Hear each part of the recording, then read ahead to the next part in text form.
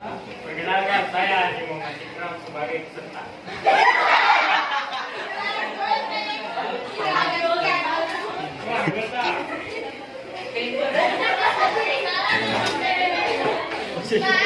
Pak, sudah taruh belakang Pak. Sudah buruan, bab kedua dan bab 3 penutup. Anggota kelompok saya akan membacakan bab 1, yaitu latar belakang, rumusan masalah, dan tujuan.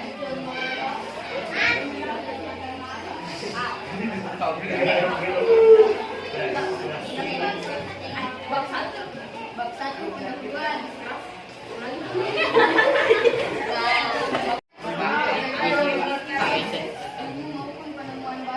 Metode ilmiah adalah kerangka landasan penelitian yang telah dilakukan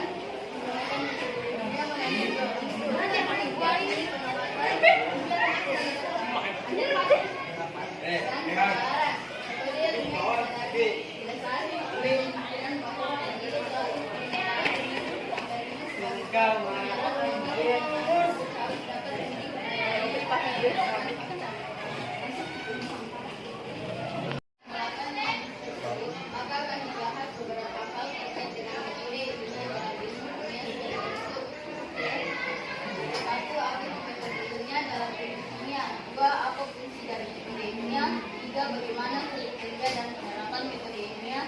4. Bagaimana contoh penerapan metode ilmiah.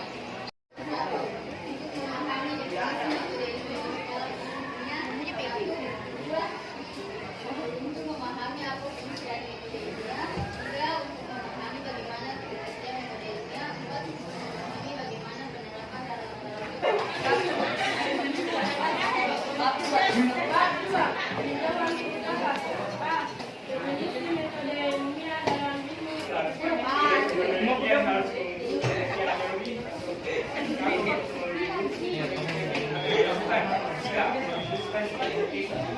Pertama adalah studi kasus yang dilakukan pada efek hukum ketiga Newton.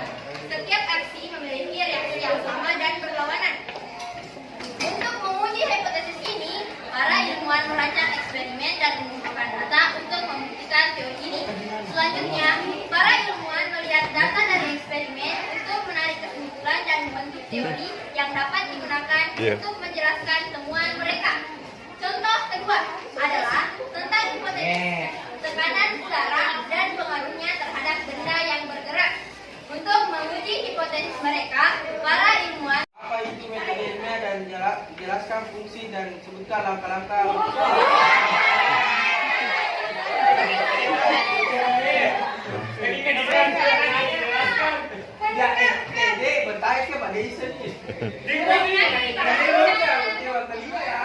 Jadi yang ditanyakan apa itu metode ilmiah, kemudian bagaimana langkah-langkahnya, ya, dan apa fungsinya. Jelaskan secara singkat saja, kan sudah tadi dijelaskan itu.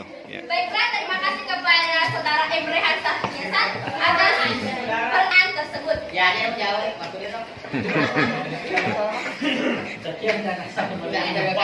Pertanyaan pertama dari Saudara Rehan yaitu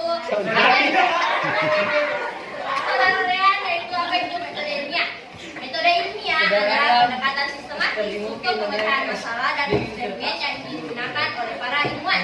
Metode ilmiah adalah proses pengumpulan bukti, perumusan hipotesis, dan pengujian teori untuk mencapai kesimpulan yang objektif. Pertanyaan kedua dari Saudara Rehan yaitu fungsi metode ilmiah. Fungsi metode ilmiah adalah sebagai alat yang ampuh untuk menciptakan keteraturan dan pengetahuan yang memungkinkan kita untuk memahami dan menjelaskan dunia alam. Pertanyaan terakhir.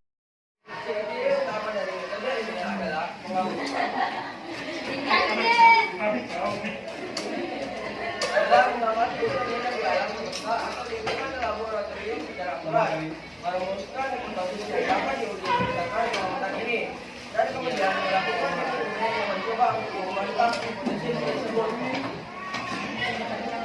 Saya kembalikan kepada saudara Muhammad Lutfi.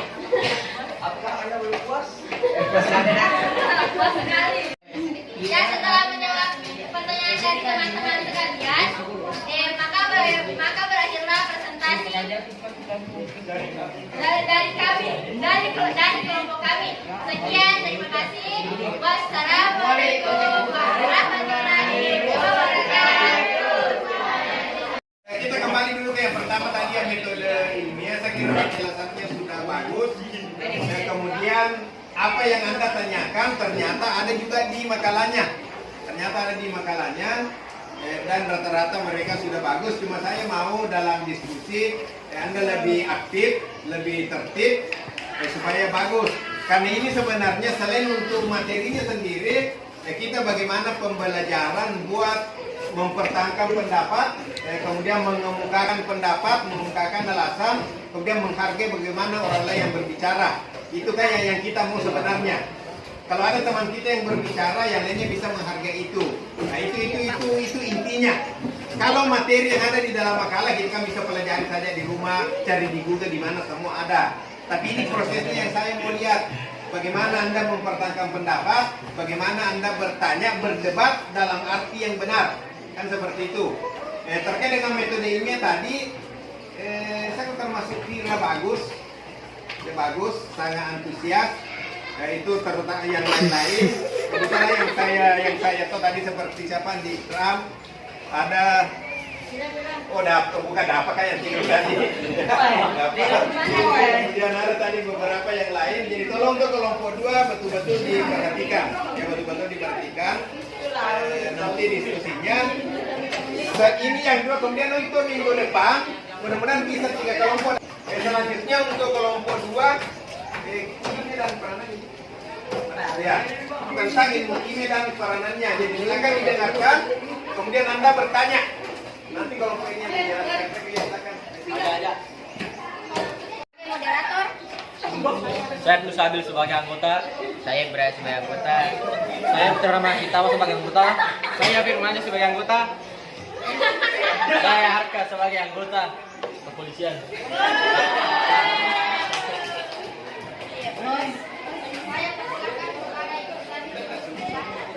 Ilmiah sangat pesat dan telah memberikan andil yang sangat besar dalam kehidupan sehari-hari.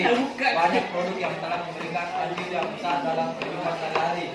Banyak produk yang telah kita pergunakan bagi kebutuhan hidup. Yang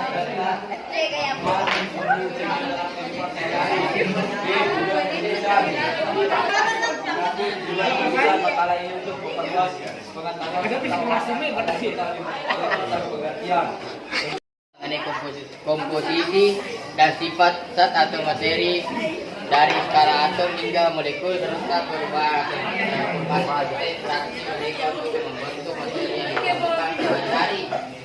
Kita juga mempelajari pemahaman sifat dan interaksi atom individu dalam biji materi menjadi permukaan struktur partikel atau yang ditentukan oleh gaya antar atom. Kimia sering disebut sebagai kita karena menggunakan jika sendiri partikel dan ukur. Ilmu daya membahas Kimia dalam bidang pangan. Ilmu kimia memiliki kedudukan yang penting dan diperlukan oleh bidang ilmu lainnya. Beberapa manfaat yang sebenarnya itu merupakan manfaat ilmu kimia dalam kehidupan manusia bahkan tidak begitu disadari. Berikut ini adalah beberapa manfaat ilmu kimia dalam kehidupan manusia yang tidak bisa digantikan oleh ilmu yang lain.